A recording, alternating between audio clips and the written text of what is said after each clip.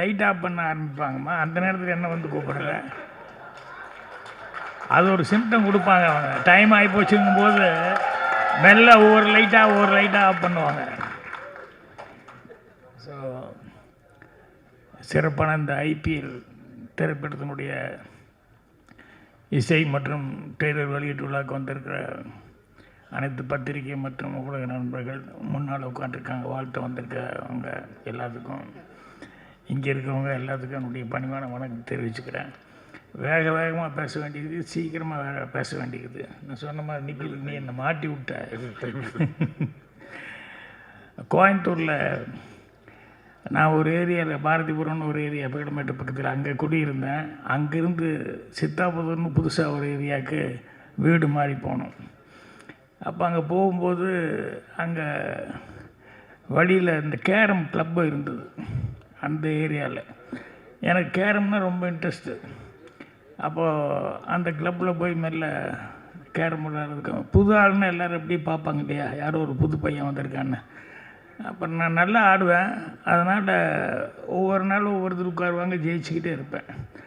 உடனே அவங்க எல்லாருமே, சே இந்த நேரத்தில் நம்ம ஆள் இல்லாமல் போயிட்டாரே, நம்ம ஆள் இருந்தால் நல்லா இருந்திருக்குமே. ஏன்னா அவங்களுக்கு அந்த ஏரியாவுக்குள்ளே புதுசாக ஒருத்தர் வந்து டெய்லி ஜெயிச்சுட்டு இருந்தால் அந்த ஏரியா ஒரு பாசம் இருக்கும் இல்லையா. அப்புறம் ஒவ்வொரு நாள் சொல்லும்போது, இன்றைக்கின்னு பார்த்து நம்ம ஆள் இல்லாமல் போயிட்டாரே அப்படின்னு சொல்லு. எனக்கு அந்த ஆள் யாரியா, அவர் கூட ஆடணுன்னா பாக்கி எல்லாத்தோடையும் ஆடியாச்சு. இப்போ அந்த ஆள் மட்டும் பேலன்ஸு. அப்புறம் ஒரு நாளே ஃபிக்ஸ் பண்ணிட்டாங்க. என்ன சார், ஞாயிற்றுக்கிழமை கண்டிப்பாக நீங்கள் வந்துடுங்க, எங்கள் ஆள் ஒருத்தருக்கு, அவர் கூட நீங்கள் ஆடுங்க சார், கண்டிப்பாக உங்களால் முடியவே முடியாது அவர் கூட. சரின்னு அந்த டேட் ஃபிக்ஸ் பண்ணிட்டோம். அப்புறம் வந்தோடனே அப்புறம் அவரை பார்த்தோம், இன்ட்ரடியூஸ் பண்ணி விட்டாங்க. நானும் இன்ட்ரடியூஸ் பண்ணிட்டு சிங்கிள்ஸ் ஆட ஆரம்பித்தோம். நான் ஆட ஆரம்பிக்கும்போது முதல்ல அவர் எப்படி ஆடுவார் தெரிஞ்சுக்கிறதுக்காக ட்ரையலில் வந்து ரொம்ப ஸ்லோவாக அப்படி லேசாக அப்படி டச் பண்ணிக்கிட்டு அப்போ அவருடைய ஆட்டத்தை அப்சர்வ் பண்ணிட்டு இருந்தேன். ஸ்ட்ரெயிட் காயினெல்லாம் நல்லா போட்டார், கட் பண்ணி ஸ்ட்ரெயிட் காயின் போடுறது அதெல்லாம் நல்லா போட்டார். வேறு டபுள் ஐடியாக்கெல்லாம் போகல. அப்புறம் ஒரு ட்ரையல் முடிஞ்சது. அதுக்கப்புறம் ரெண்டாவது ட்ரையல் அவங்க உடனே அவர் ஆட அவங்களுக்கு எல்லாத்துக்கும் அங்கே இருக்கிற எல்லோரும், ஏன்னா நான் ஒருத்தன் சிங்கிள் சோலோ, ஏன் ஏரியா இல்லையா அவங்க ஏரியா, எல்லோரும் சபாஸ் அப்படின்னு சொல்லி கை தட்டிகிட்டு இருக்காங்க, உற்சாகப்படுத்திகிட்டு இருக்காங்க. அப்புறம் டாஸ் போட்டு பண்ண ஆட ஆரம்பித்தோம்.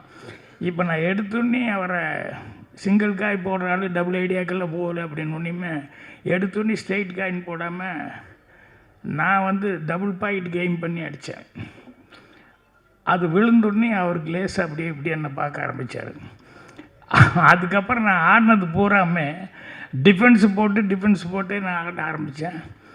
அப்புறம் போர்டு எடுத்துக்கிட்டே இருந்தோம். இப்போ இந்த கூட்டத்தில் என்னென்னா, அவர் மிஸ் பண்ணும்போது எல்லாருக்குமே ஒரு மாதிரி ஃபீலிங் ஆகி, ஏதோ அவங்க எல்லாருமே இதான மாதிரி ஒரு மாதிரி ஃபங்க் ஆகி, ரெடி பார்த்து அப்படி இப்படிங்கிற மாதிரி சொல்லிவிட்டு அவர் ஒன்று பண்ண பிரமாதமான கைதட்டல், எனக்கு கைதட்டல் இல்லை. அப்புறம் இப்படி போயிட்டே இருந்தது. அப்படியே பாயிண்ட் எடுத்துகிட்டே இருந்தோம்.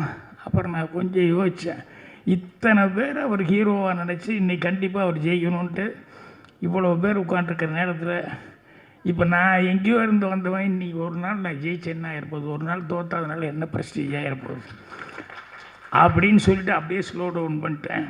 அப்படி இப்படியே ஆடி அப்படியே ரெண்டு பேரும் ஈக்குவல் வர்ற மாதிரி பண்ணி கடைசியில் அவர் ஜெயித்தார். உடனே அவங்க எல்லோரும் பயங்கர கிளாப்ஸ் அடித்து விசில் அவங்க எல்லாம் கை தட்டி இது பண்ணாங்க. அப்புறம் காஃபி சாப்பிட்லான்ட்டு போனோம். அப்புறம் உட்காந்தோம். ஒன்று நான் சும்மா சாதாரண சொன்னேன், நல்லா ஆடினீங்க சார், இல்லை ரொம்ப தேங்க்ஸ், நீங்கள் வேணும்னு எனக்கு விட்டு கொடுத்தீங்க, எனக்கு தெரியும். இல்லை அப்படி இல்லை எனக்கு தெரியும், நீங்கள் ஃபஸ்ட்டு ஸ்டார்டிங் இப்படி ஆடினீங்க, அப்புறம் அப்படி என்ன பண்ணீங்கன்னு தெரியும். இல்லை அப்படி இல்லைன்னா இல்லை எனக்கு புரிஞ்சிருச்சு அப்படி இப்படின்னா. இல்லை சார், எல்லோரும் உங்கள் மேலே அவ்வளோ நம்பிக்கை வச்சுட்டு இருந்தாங்க, அதனால் நான் வந்து அப்படின்னா. அதுக்கப்புறம் ரொம்ப தேங்க்ஸுன்னு.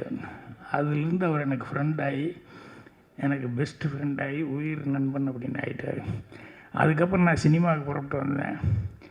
அவர் வந்து வெறும் 1000 ரூபா சம்பளத்துக்கு மில்லு வேலைக்கு போயிட்டு இருந்தாப்புல. நீ வாடா, இங்கே என்ன பண்ணுற, நீ அங்கே வா, இது என்ன ஒரு 10 வருஷம் வேலை பார்த்து ரிட்டையர் ஆனால் கூட ₹1,00,000 கிடைக்க போகுது, அவ்வளோதானே. அதெல்லாம் தாண்டி நம்ம வந்து நான் நல்லா வர நீ வந்துடலாம் வா அப்படின்னு சொல்லி அப்புறம் இங்கே கூப்பிட்டு வந்து என்னுடைய வேலைகள், என்னுடைய பிஸ்னஸ்ஸு, அது இது எல்லாமே பார்த்துட்டு என் ஆஃபீஸ்லேயே இருந்தாப்புல. அதுக்கப்புறம் ஒரு 3 படமும் ப்ரொடியூஸ் பண்ணுறதுக்கு அவர் தீனான்னு ஒரு படம் ப்ரொடியூஸ் பண்ணார். அதுக்கப்புறம் ரெட்டை ஜடை வயசுன்னு பண்ணார். ஆயுத பூஜைன்னு 3 படமும் ப்ரொடியூஸ் பண்ணார். அவர் உங்களுக்கு தான் தெரிஞ்ச ஆள் தான்.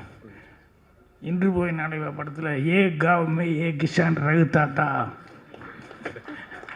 அப்படின்னு ஹிந்தி பண்ணிட்டு போட்டு படாத பால் படுத்துவார் இல்லையா, அந்த பழனிசாமி அப்படிங்கிறவர் தான் என்னுடைய பெஸ்ட்டு ஃப்ரெண்டு. எதுக்கு சொல்கிறேன்னா, நட்பு அப்படிங்கிறது வந்து அதை விட அதை சம்பாதிச்சிட்டா நீ வேறு எதை சம்பாதிச்சாலும் அதுக்கு ஈக்குவல் ஆகாது அப்படின்னு சொல்லுவாங்க. அந்தளவுக்கு நட்புங்கிறது வந்து இங்கே வந்து நான் அவரை கூப்பிட்டு வந்து அவரை ப்ரொடியூசர் ஆக்கினேன். இங்கே இந்த ப்ரொடியூசர் தன்னுடைய நண்பனை கூப்பிட்டு வந்து டைரக்டர் ஆக்கியிருக்காரு. ஸோ அதை கேள்விப்பட்டோன்னே அவர் எந்த அளவுக்கு அவங்க ஃப்ரெண்ட்ஷிப் இருந்திருந்தால், அவர் வந்து அவரே ஃபஸ்ட்டு ப்ரொடியூசர். இதில் விஷப்பரிச்சையெல்லாம் பண்ண வேண்டாம், காசு வச்சு அதெல்லாம் பண்ண வேண்டாம்னு சொல்லிட்டு எவ்வளோ நம்பிக்கையோடு அவர் வந்து அவரை வந்து வச்சு படம் பண்ண சொல்லியிருப்பார். அப்படிங்கும்போது அந்த ஃப்ரெண்ட்ஷிப்பு அப்படிங்கிறது வந்து எனக்கு அவ்வளோ நெகிழ்ச்சியாக இருந்தது. அதனால தான் அதை சொல்லிக்கிட்டு இருந்தேன்.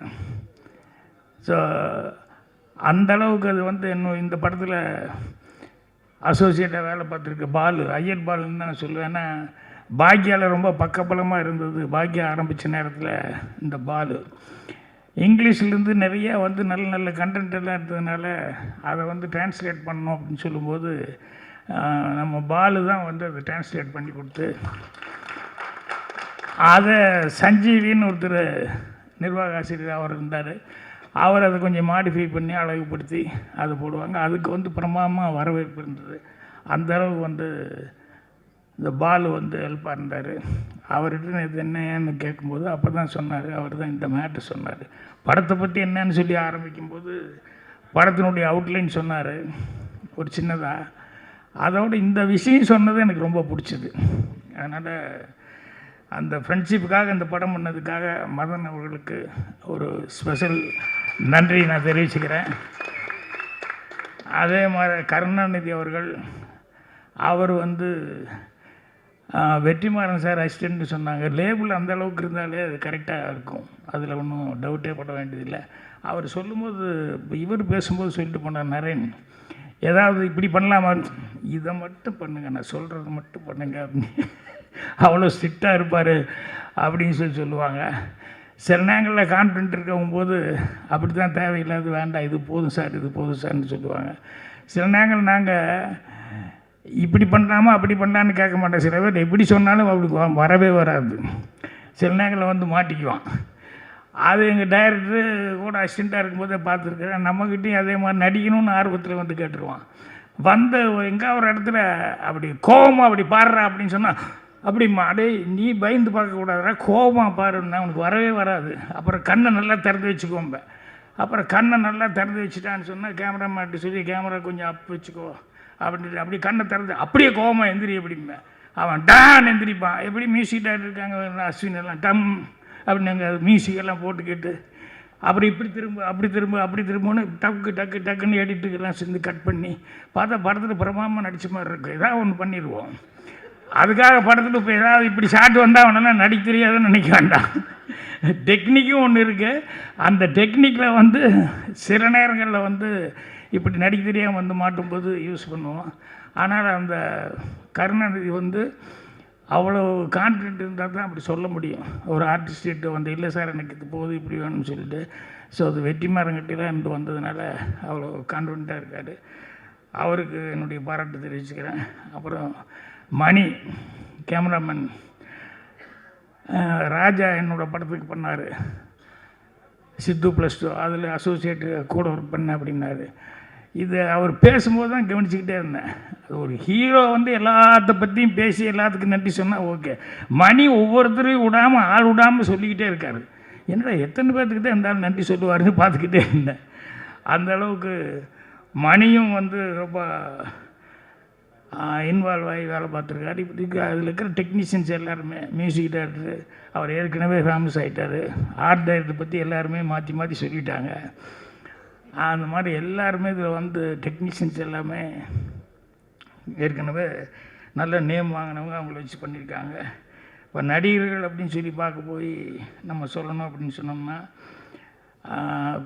கதாநாயகன் அப்படிங்கிறத விட கதையின் நாயகன்னு சொல்லி கிஷோர் சொன்னாங்களே, இந்த கிஷோர் அவர்கள் வந்து அவரை பற்றி ரொம்ப மணி பாராட்டி பேசினாப்புல இன்னும் நிறைய பேர் எல்லாருமே சொன்னாங்க. என்னென்னா, ஒரு என்ன நமக்கு டேலண்ட் இருந்தாலும் என்ன இது இருந்தால் கூட நம்ம கேரக்டர் நல்லா இருக்கணும். சினிமாவில் மட்டும் நம்ம கேரக்டர் இல்லை, ரியல் லைஃப்பில் நம்ம கேரக்டர் நல்லா இருக்கணும். ஸோ அது ரொம்ப இம்பார்ட்டண்ட்டு. அது வந்து கிஷோர்கிட்ட வந்து அந்த கேரக்டர் எல்லோரும் பாராட்டி சொல்லும்போது அவ்வளோ சந்தோஷமாக இருக்குது. ஆனால் ஆளை பார்க்கும்போது அவ்வளோ சாந்த சுருவியாக இருக்காது. படத்தில் தான் வில்லன். எல்லா படத்துலேயும் அவர் அடிக்கிற மாதிரி தான் கேரக்டர்கள் நிறையா வருமோ ஒழிய இதில் தான் அடி வாங்குற மாதிரி கேரக்டராக வந்து செஞ்சுருக்காரு. ஸோ குணசித்திரமான கேரக்டர்னு நினைக்கிறேன். அதுக்கப்புறமா உதயகுமாரோடைய விருப்பத்துக்குரிய பிரியமான அபிராமி, இல்லை அவர் மிஸ் ஆகி போச்சு அப்படின்னு சொல்லி ஃபீல் பண்ணி, அது மிஸ் ஆனால் அந்த ஃபீலிங் இருக்கும். ஏன்னா நான் கூட வந்து ரேவதி முதல்ல என்கிட்ட என்னோடய படத்தை தான் வந்து டார்லிங்கு. அப்புறம் நான் பார்த்தேன், ஏஜ் வந்து எனக்கு இடிச்சது. என்னென்னா அது அப்போ தான் ஸ்கூல் முடிச்சுட்டு வர்ற மாதிரியே இருந்தது. +1 +2 படிக்கிற பொண்ணு மாதிரி. எனக்கு காலேஜ் எல்லாம் முடித்து ஃபாரின்லேருந்து படிச்சுட்டு வர்ற மாதிரி கேரக்டர் கொஞ்சம் மெச்சூர்டாக வேணும், கொஞ்சம் வெயிட் பண்ணுமா அப்படின்னேன். அப்புறம் வந்து சரின்னு சொல்லி பார்த்தேன். அந்த ஒரு கேப்புக்குள்ளே எங்கள் டைரக்டர் மண்வாசனில் புக் பண்ணிட்டார். அதுக்கப்புறமா நான் வந்து இன்னொரு பொண்ணை சிங்கப்பூரில் பார்த்து எனக்கு நடிக்க சான்ஸ் கிடைக்குமானது. அப்புறம் நான் ஃபோட்டோ ஷூட்டெல்லாம் எடுத்து பார்த்து இங்கே வந்து ஃபோட்டோ ஷூட் எடுத்து பார்த்து ஓகே அடுத்த படம் நான் பண்ணுறேன் அப்படின்னு சொல்லி சொன்னோன்னே கொஞ்சம் கேப் இருந்து இந்த படம் முடிக்கிறதுக்குள்ளே பண்ணிடலான்ட்டு. அதுக்குள்ளே எங்கள் டைரக்டர் கூப்பிட்டு போய் அந்த நிலாவை தான் பார்த்தேன் அப்படின்னு சொல்லி அந்த பொண்ணு அதை நடிக்க வச்சுட்டாரு. அதுவும் போச்சு. அதுக்கப்புறமா வந்து அந்த இடத்துல எடுத்துகிட்டு இருந்தேன். அம்பியா வந்தது. வந்து சார் ரெண்டு சேச்சி ஆனோம் அப்படின்னு சொல்லி ராதா கூப்பிட்டு வந்து காமிச்சது. நல்லா இருக்கே அப்படின்னு சொல்லிட்டு, சரிம்மா அடுத்து தூரம் நின்று போச்சு வில்லேஜ் சப்ஜெக்ட்டு, அதில் போட்டிக்கும் அப்படின்னு சொல்லிட்டு அதுக்கு பேசிட்டாருன்னா பேசி எல்லாம் ஃபிக்ஸ் பண்ணி வச்சேன். டகால்னு பார்த்தா எங்கள் டைரக்டர் மறுபடியும் அதையும் கூப்பிட்டு, இத்தனை மிஸ் ஆகும்போது எப்படி இருக்கும். ஆனால் எல்லாருமே நல்லா வந்துட்டாங்க. என்னென்னா அது யார் கையில் படணும் அப்படிங்கிறது ஒன்று இருக்குது இல்லையா. அந்த மாதிரி எங்கள் டைரக்டர்கிட்ட போனதுனால எல்லாருமே அவ்வளோ இதாக வந்தாங்க.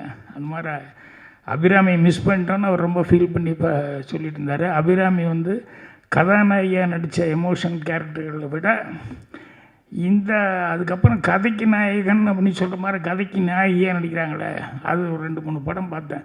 அதில் தான் அவங்களுக்கு நிறைய ஸ்கோப் கிடச்சிது. நிறையா நல்ல நல்ல கேரக்டர்ஸ் எல்லாம் அவங்க பண்ணியிருக்காங்க. ஸோ அந்த மாதிரி நம்ம போஸ் வெங்கட் அவருக்கு இன்னொரு முகம் இருக்குது. இந்த இதில் வழக்கமான முகத்தில் நடிச்சிருக்காரு. ஆனால் டைரக்டர்னு இன்னொரு முகம் ஒன்று இருக்குது. அதில் வந்து படம் 2 படம் பண்ணியிருக்காரு. அது வந்து எனக்கு ரொம்ப பிடிச்சிருந்தது. இந்த மாதிரி ஆர்டிஸ்ட்டுக்கு எல்லாருமே அவங்கவுங்க சிறப்பான முறையில் நடிச்சிருக்காங்க. இது எனக்கு நேரம் கருதி நான் வந்து வேறு நிறையா சொல்லணும்னு நினச்சோன்னு பேரண்ட்ஸ் எல்லாம் பேச வேண்டியதே பேசலன்னு நினைக்கிறேன். டைம் முடிச்சது உட்கார வச்சுட்டாங்களோ. ஸோ ஹீரோ அவர் வந்து ஃபஸ்ட் எடுத்துன்னு பாட்டு தானே போடுவாங்க. நான் அங்கே தான் கவனித்தேன் என்னடான்னு சொல்லிட்டு. ஏன்னா நமக்கு என்ன வீக்கோ இவன் முதல் படம் நடிக்கிறான், இந்த பையன் எப்படி டான்ஸ் ஆட போகிறான்னு பார்த்துக்கிட்டு இருந்தேன். அப்புறமாம டான்ஸ் ஆடினாப்புல அந்த எக்ஸ்ப்ரெஷன் வந்து பயமே இல்லாமல் முதல் படத்தில் நடிக்கிறோம் அப்படின்னு சொல்லிட்டு அந்த எக்ஸ்ப்ரெஷன் வந்து அவ்வளோ அழகாக வந்து பண்ணி கொடுத்தாப்புல. நான் பரவாயில்லையே கொஞ்சம் கூட பயம் இல்லாமல் அவ்வளோ நல்ல எக்ஸ்ப்ரெஷனோட டான்ஸ் எல்லாம் ஆடுறாப்புல அப்படின்ட்டு. அப்புறம் பின்னாடி விசாரிக்கும் போது தான் அவர் ஏற்கனவே யூடியூப்பில் ரொம்ப ஃபேமஸ்ஸு அப்படிங்கிற மாதிரி. அதனால் முதலே உனக்கு ஃபேன்ஸ் எல்லாம் ரெடி ஆகிட்டாங்க. இல்லைன்னா வந்து அந்த மதுரையிலலாம் ஷூட்டிங் நடக்கும்போது மணிதானே சொன்னாப்புல அங்கே போய் கையெழுத்து போட்டுருப்பார் அப்படின்னு சொல்லிட்டு. அந்த மாதிரி உனக்கு ஆல்ரெடி நீ ஃபெமிலியர் ஆகிட்ட, ஆல்ரெடி உனக்கு அனுபவம் இருக்கிறதுனால உங்களுக்கு நான் வந்து பேசும்போது ஏதோ ரேசிங் ஸ்டார் அப்படின்னு சொல்லி ஏதோ போட்டாங்க போலுக்குன்னு நினச்சிக்கிட்டேன். அதனால் ரேசிங் ஸ்டாரில் உனக்கு ரேசிங் ஸ்டார்னு சொன்னால் நல்லாயிருக்கும். ஏன்னா அடுத்தது எல்லாத்துக்கூடையும் ஹீரோ கூடலாம் ரேஸ் போடுற அளவுக்கு நீ வரணும் அப்படின்னு சொல்லணுன்ட்டு இருந்தேன். ஆனால் ப்ரொடியூசர்லாம் ஏற்கனவே ரேசிங் ஸ்டார்னு தான் அவங்க பேரே கொடுத்துட்டாங்க. ஸோ அதனால் ஆல்ரெடி உனக்கு அதை எல்லோரும் நீ அச்சீவ் பண்ணுற அளவுக்கு வந்து எல்லாருமே உனக்கு வாழ்த்து தெரிவிச்சிட்டாங்க. உனக்கு ஓகே. அப்புறம் உங்கள் பக்கத்தில் உங்கள் அம்மாயி குச்சொன்னது கதை அந்தங்கொன்னா கண்டிப்பாக உனக்கு நிறைய சான்ஸ் வருது. தொந்தரவு தமிழ் நேர்ச்சுக்கோமா. ஏன்னா இப்படி வந்து நின்று எனக்கு ராது அப்படின்னு சொல்லிட்டு இருந்தா எதுவுமே ராதுன்னு நினச்சிடுவாங்க. அதனால் நீ கூடி சீக்கிரம் உனக்கு அது சான்ஸ் கிடைக்கும்போது தமிழ் கொஞ்சம் நல்லா இப்படியே ஒரு படம் 2 படம் அப்படி நடிச்சுக்கிட்டு இருந்தாலும் ஆட்டோமேட்டிக்காக வந்துடும். அதனால் இது என்னென்ன இந்த தெலுங்குலேருந்து வந்து தமிழ் கற்றுக்கிறத விட அந்த மலையாளத்துலேருந்து வந்து கற்றுக்கிறவங்க ஈஸியாக உடனே பேசிடுவாங்க. ஏன்னா ஆல்மோஸ்ட் 2 ஒரே மாதிரி தான் இருக்கும். அதனால் கேரளாலேருந்து வர்றவங்க டக்குன்னு பேசிடுவாங்க. ஸோ நீ கொஞ்சம் டைம் ஆனால் கூட பரவாயில்ல, கற்றுக்கோ.